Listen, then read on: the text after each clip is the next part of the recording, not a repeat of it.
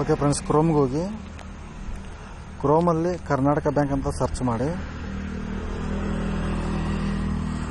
Okay, browse ಆಗ್ತಿದೆ. ಇವಾಗ ಇಲ್ಲಿ ನೋಡಿ ಬಂತು.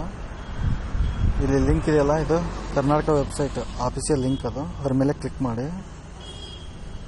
ಸರಿಯಾಗಿ ನೋಡ್ಕೋಬೇಕು.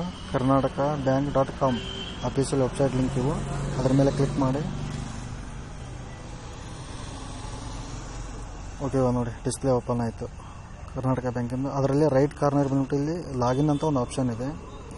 ಅದರಲ್ಲಿ ಇಂಟರ್ನೆಟ್ ಬ್ಯಾಂಕಿಂಗ್ ಅಂತ ಇನ್ನೊಂದು ಆಪ್ಷನ್ ಇದೆ. ಅದರಲ್ಲೇ ಮತ್ತೆ ಬಂದ್ಬಿಟ್ಟು ಪರ್ಸ್ನಲ್ ನೆಟ್ ಬ್ಯಾಂಕಿಂಗ್ ಒಂದು ಆಪ್ಷನ್ ಇದೆ. ರೆಡ್ ಮಾರ್ಕ್ ಇದೆಯಲ್ಲ, ಅದನ್ನು ಕ್ಲಿಕ್ ಮಾಡಿ.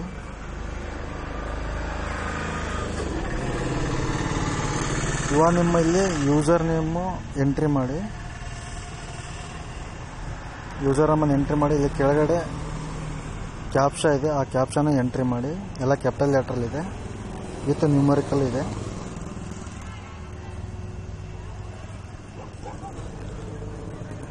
ಓಕೆ, ಕ್ಯಾಪ್ಷಾ ಎಂಟ್ರಿ ಮಾಡಿದ ಮೇಲೆ ಲಾಗಿನ್ ಅಂತ ಕ್ಲಿಕ್ ಮಾಡಿ.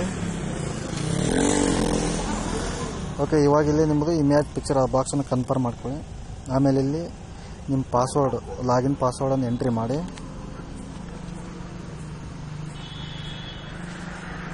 ಇವಾಗ ಲಾಗಿನ್ ಅಂತ ಕೊಡಿ. ಓಕೆ, ಇವಾಗ ನೋಡಿ ಡಿಸ್ಪ್ಲೇ ಓಪನ್ ಆಯ್ತು ನೆಟ್ ಬ್ಯಾಂಕಿಂದು. ಇವಾಗ ಇಲ್ಲಿ ಬಂದುಬಿಟ್ಟು ನೀವು ಇಲ್ಲಿ ಲೆಫ್ಟ್ ಕಾರ್ನರ್ಗೆ ಮೆನು ಬಾರ್ ಆಪ್ಷನ್ ಇದೆ, ಅದನ್ನ ಕ್ಲಿಕ್ ಮಾಡ್ಕೊಳ್ಳಿ. ಅದರ ಬಂದುಬಿಟ್ಟು ಇಲ್ಲಿ ಟ್ರಾನ್ಸಾಕ್ಷನ್ಸ್ ಅಂತ ಒಂದು ಆಪ್ಷನ್ ಇದೆ.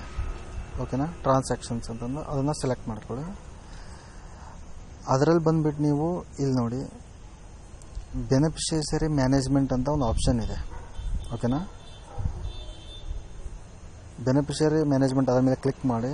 ಅದರಲ್ಲಿ ಬಂದುಬಿಟ್ಟು ಮತ್ತೆ ಎರಡನೇ ಆಪ್ಷನ್ ಆ್ಯಡ್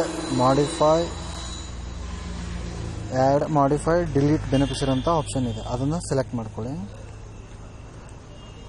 ಬೆನಿಫಿಷರಿ ಅಂದರೆ ಬೇರೆಯವ್ರ ಅಕೌಂಟ್ ನಂಬರ್ ಅಂತ ಅರ್ಥ, ಅದು ಅಷ್ಟೇ. ಓಕೆನಾ. ಓಕೆ, ಇವಾಗ ಇಲ್ಲಿ ಬಂದುಬಿಟ್ಟು ನೀವು ಆ್ಯಡ್ ಬೆನಿಫಿಷರಿ ಅಂತ ಹೋಗಬೇಕು. ಅದ್ರ ಮೇಲೆ ಕ್ಲಿಕ್ ಮಾಡಿ.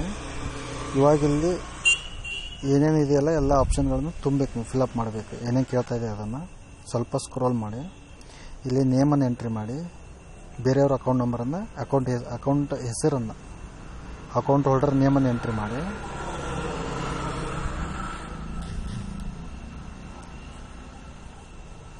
ಓಕೆ, ಅದೇ ರೀತಿ ಅವರ ನಿಕ್ ನೇಮ್ ಎಂಟ್ರಿ ಮಾಡಿ. ಯಾವ್ದಾರ ಒಂದು ನಿಕ್ ನೇಮ್ ಕೊಡಿ ಶಾರ್ಟಾಗಿ. ಅದೇ ರೀತಿ ಅವ್ರ ಅಕೌಂಟ್ ನಂಬರನ್ನು ಎಂಟ್ರಿ ಮಾಡಿ.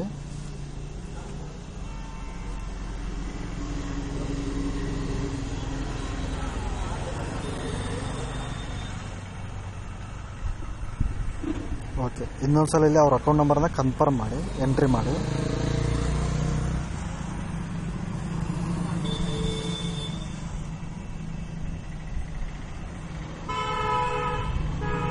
ಓಕೆ, ಇವಾಗ ಇಲ್ಲಿ ಬಂದುಬಿಟ್ಟು ನೆಟ್ವರ್ಕ್ ಆ್ಯಂಡ್ ಸೆಲೆಕ್ಟ್ ಮಾಡ್ಕೊಳ್ಳಿ. ಆಧಾರ್ ಬ್ಯಾಂಕ್ ಅಂತ ಸೆಲೆಕ್ಟ್ ಮಾಡ್ಕೊಳ್ಳಿ. ಇವಾಗ ಇಲ್ಲಿ IFSC ಕೋಡ್ ಎಂಟ್ರಿ ಮಾಡಬೇಕು.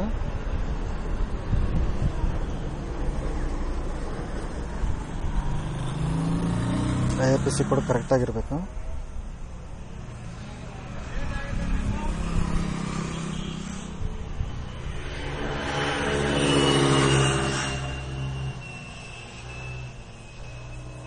ಓಕೆ, ಇವಾಗ ಇಲ್ಲಿ set a beneficiary limit, maximum limit amount per day. ಒಂದು ದಿನಕ್ಕೆ ಎಷ್ಟು ಅಮೌಂಟ್ ಕಳಿಸ್ಬೋದು ಸೆಲೆಕ್ಟ್, ನೀವು ಎಷ್ಟು ಬೇಕಾದರೂ ಕಳಿಸ್ಬೋದು ರೀ ನೆಟ್ ಬ್ಯಾಂಕಿಂಗಲ್ಲಿ. ಓಕೆನಾ, ನಾನು 5 ಲ್ಯಾಕ್. ಓಕೆನಾ, ನೀವು 50 ಲ್ಯಾಕ್, 1 crore ಕಳಿಸ್ಬೋದು. ಓಕೆನಾ. ಓಕೆ, ಇಲ್ಲಿ minimum number of transaction per day, ಎಷ್ಟು ಟ್ರಾನ್ಸಾಕ್ಷನ್ ಅಂತ ಅದೊಂದು ಎಂಟ್ರಿ ಮಾಡಿ. ಆಮೇಲೆ ಸರ್ಚ್ ಕೊಡಿ.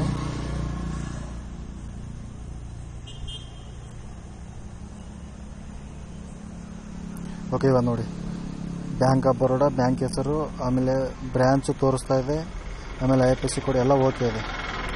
ಓಕೆನಾ, ಸೆಲೆಕ್ಟ್ ಮಾಡ್ಕೊಳ್ಳಿ.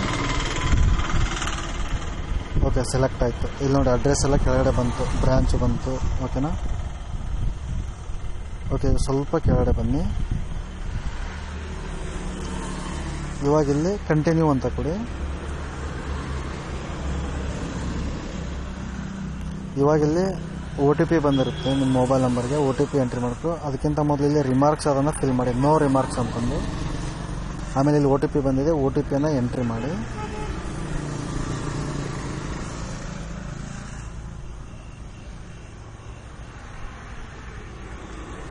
OTP ಮೊಬೈಲಿಗೆ ಬಂದಿದೆ, ನೋಡ್ತಾ ಇದ್ದೇನೆ.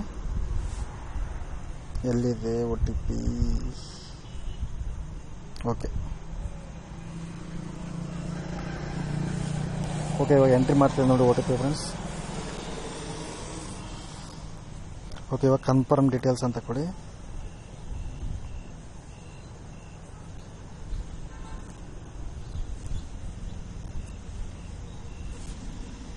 ವೇಟ್ ಮಾಡಿ, ಬ್ರೌಸ್ ಆಗ್ತಾಯಿದೆ.